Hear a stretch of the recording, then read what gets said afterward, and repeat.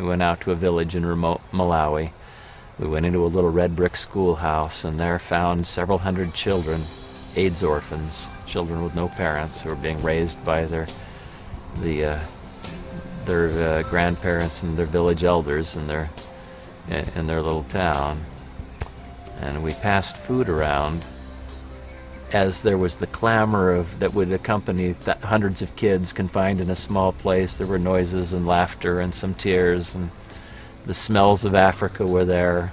And then suddenly we started bringing the food into the room, the Vitameal, and putting it into little bowls and passing them through the audience. And these little hands would reach up and take these bowls and spoons and immediately just sit on the floor right where they were and ravenously start eating this porridge. And I wish I could take you there with me, but the smell of that corn-based porridge blended with the smell of humanity and in that little room was an experience that I think will stay with me forever. And then there was this gripping moment when the bowls were being passed from hand to hand among the adults and handed down to these children, and the hands are reaching up, and we get back near the back of the room and somebody says, "We're out of Vitameal. That's the last of it." And there were still children who hadn't eaten.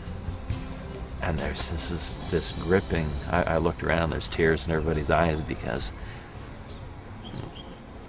we hadn't got to the end of the row. I was fascinated that what happened next was the bowls got moved around and children started gathering around the bowls that were there, and they shared with each other, and everybody got something to eat in that room, it felt like.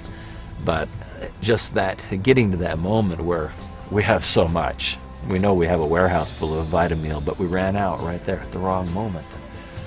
And it was a very moving thing. I walked outside to kind of collect myself and walked around the corner and looked out across the field of this little African village.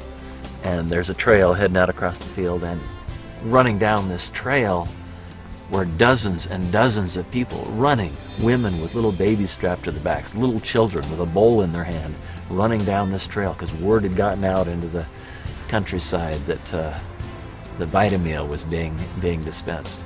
And inside the room there was no food left. The needs of Africa are profound, and we, that left me a little tearful. It leaves me tearful, retelling the story right now.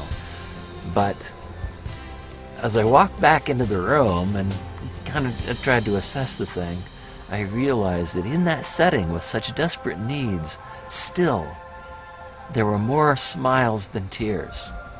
That the good we were doing was not enough to solve all of the world's problems, but there was joy there was happiness, there was laughter. And where there's joy and happiness and love and laughter, there's hope. And that hope that we created is something that I think the New Skin organization should take great pride in. They are bringing hope to not just a few, but to tens of thousands of people, day in, day out, month in, month out. And I just have to believe that one day some of those children are going to grow up to be leaders that will be the seeds of promise that will start to bring resolution to some of these intractable problems here. We can't solve all the problems, but those children may.